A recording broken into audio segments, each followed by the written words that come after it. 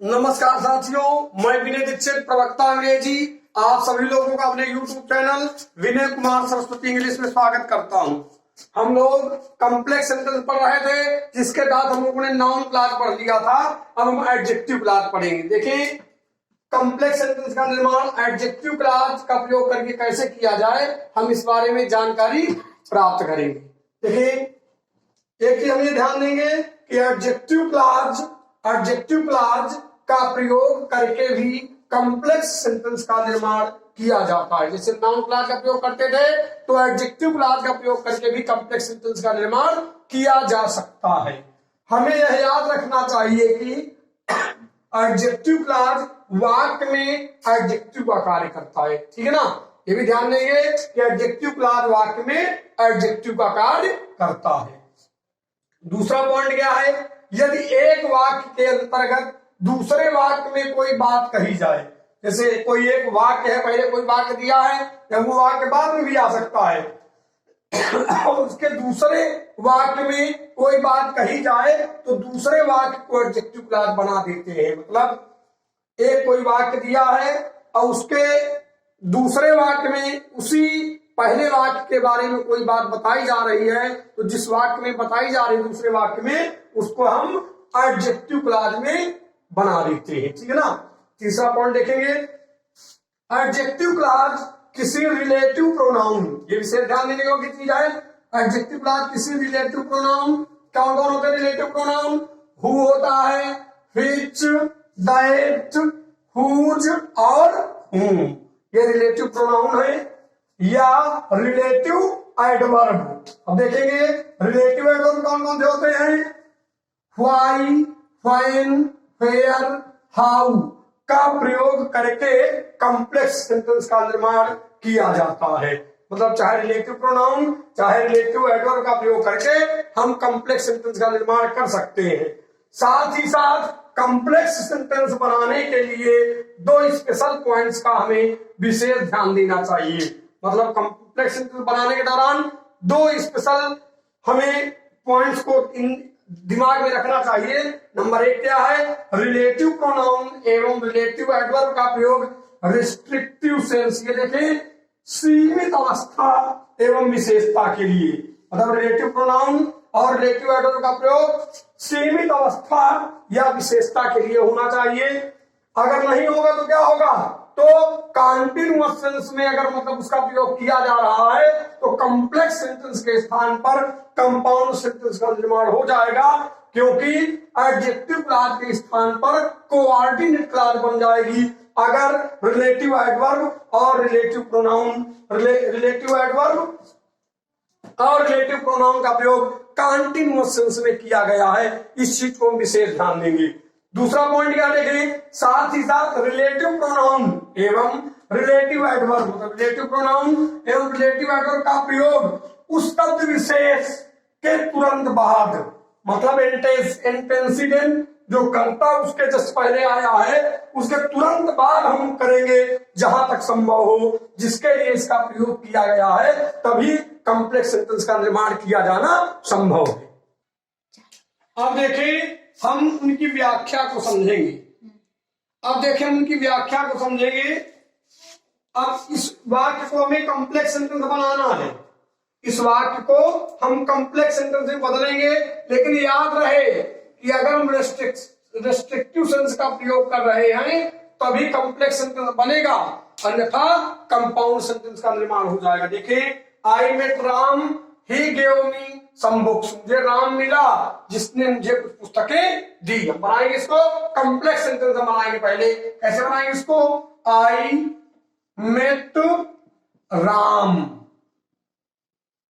अब देखिए, हमने बताया था कि जो रिलेटिव प्रोनाउन या रिलेटिव एडवर्ब है उनका प्रयोग जस्ट एंटेसिडेंट के बाद, मतलब पूर्ववर्ती कर्ता के बाद पूर्ववर्ती कर्ता के अनुसार किया जाना चाहिए। राम किसी आदमी का नाम, इसलिए यहां पर क्या होगा, हु। अब इसके बाद क्या बना देंगे, गेव मी सम बुक्स। ये जो वाक्य आपका बना हुआ है ये आपका शुद्ध कॉम्प्लेक्स सेंटेंस है। I met Ram who gave me some books, ये कॉम्प्लेक्स सेंटेंस है क्योंकि इसका यहां पर जो हु का प्रयोग है ये रिस्ट्रिक्टिव सेंस में है। ध्यान देंगे इस चीज को, रिस्ट्रिक्टिव सेंस।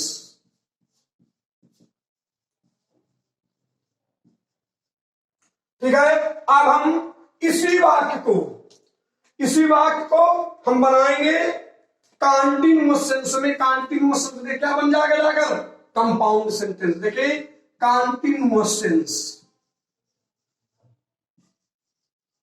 इसमें ये वाक्य कंपाउंड सेंटेंस बन जाएगा। कैसे बनाएंगे देखो, आई मेट राम, अब यहां पर एक कामा लगा देंगे।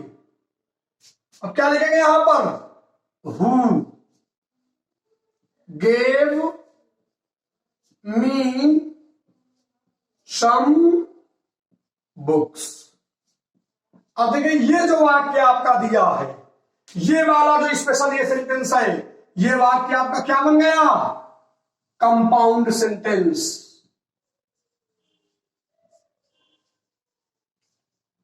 कंपाउंड सेंटेंस, इस चीज को ध्यान देने की जरूरत है। जबकि हम लोग कॉम्प्लेक्स पढ़ रहे हैं, अगर आप ऐसी गलती कर देंगे, एक कामा लगा देंगे, तो ये वाक्य आपका कंपाउंड सेंटेंस बन जाएगा।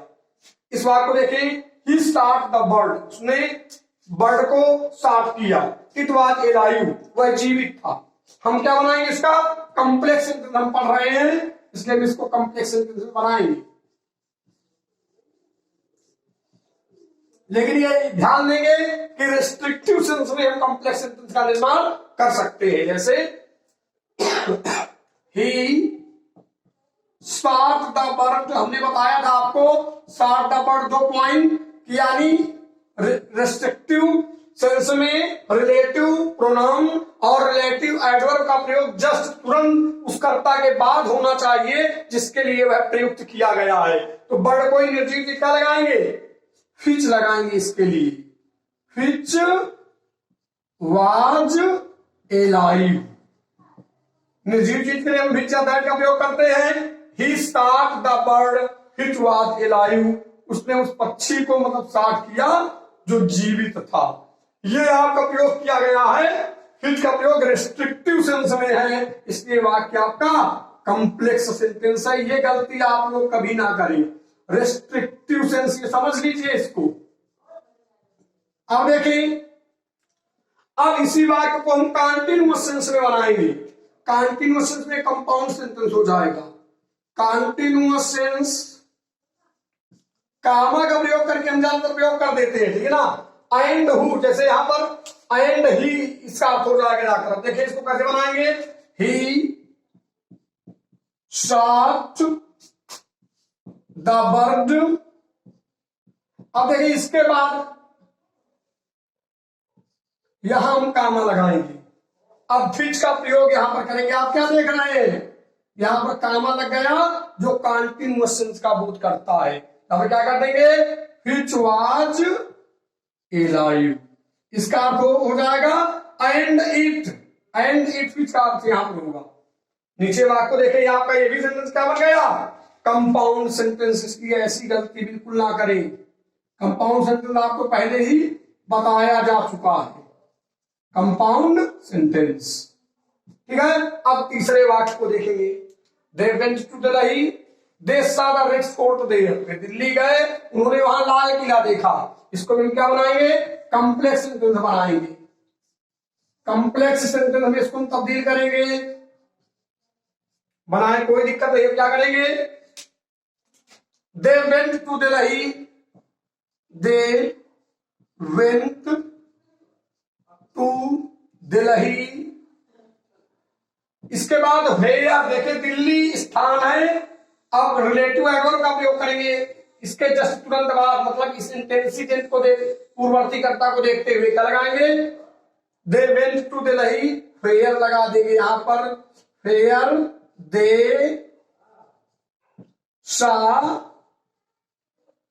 The red fort. ऐसे वाक्य को देर हटा देंगे, कोई मतलब वहां पर नहीं है। ये वाक्य आपका क्या बना?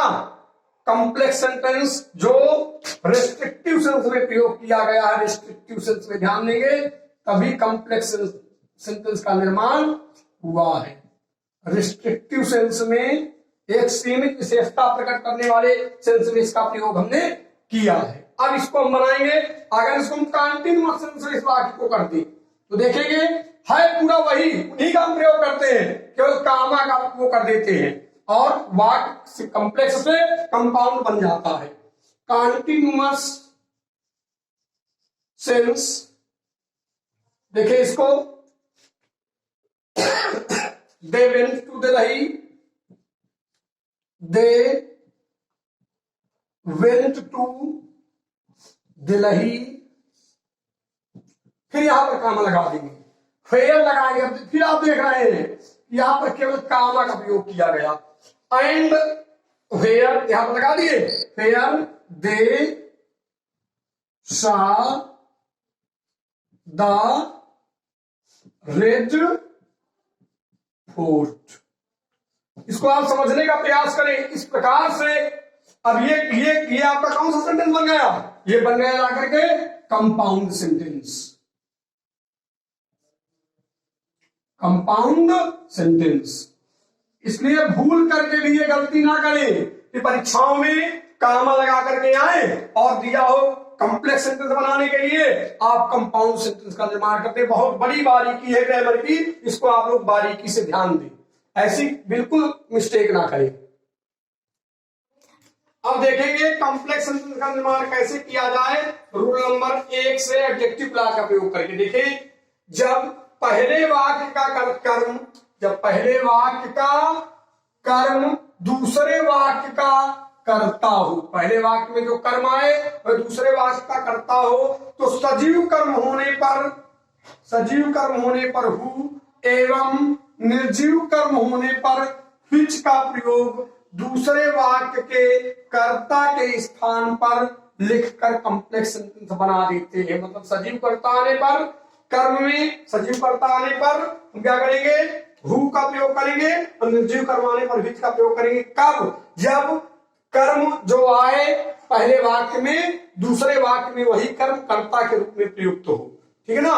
एक चीज और ध्यान देंगे, कभी कभी जब दूसरे वाक्य का कर्ता पहले वाक्य के कर्म के लिए ना प्रयोग हुआ हो, कभी कभी ऐसा भी हो जाता है जो पहले वाक्य में कर्म आया है उसके लिए दूसरे वाक्य में कर्ता प्रयुक्त नहीं होता, तो यहां पर अपने दिमाग का प्रयोग करेंगे। हुआ हो तो ऐसी दशा में पहले वाक्य के इंटेंसिटी कर्ता के अनुसार तुम क्या करेंगे? पहले वाक्य में जो कर्ता प्रयुक्त हुआ हो, कर्ता का मतलब आप ये समझ लीजिए, इसको बिल्कुल कर्ता ही आप न समझे, मतलब कि कहां पर उसके लिए हु का प्रयोग और कहां पर उसके लिए विच का प्रयोग किया जा सकता है, इस कंडीशन को देखते हुए ही आप हु या विच का प्रयोग करेंगे। वहां पर हम इस पॉइंट को हम बाद में बता रहे हैं, पहले ऊपर वाले नियम को आप देख लेंगे। देखिए I met a girl, I met a girl, देखिए पहले वाक्य का कर्म क्या है?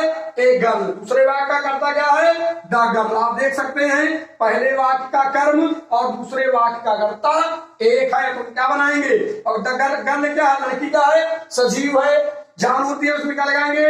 I met a girl. अब क्या लगाएंगे? यहां पर हु का प्रयोग करेंगे और कामा भूल करके भी नहीं लगाएंगे। I met a girl who was very intelligent, ऐसे कर देंगे intelligent. I met a girl who was very intelligent. Who का प्रयोग किसके लिए किया गया? लड़की के लिए। दूसरे वाक्य को देखेंगे, शी मेट हिम, कोई लड़की है वो किसी लड़के से मिली।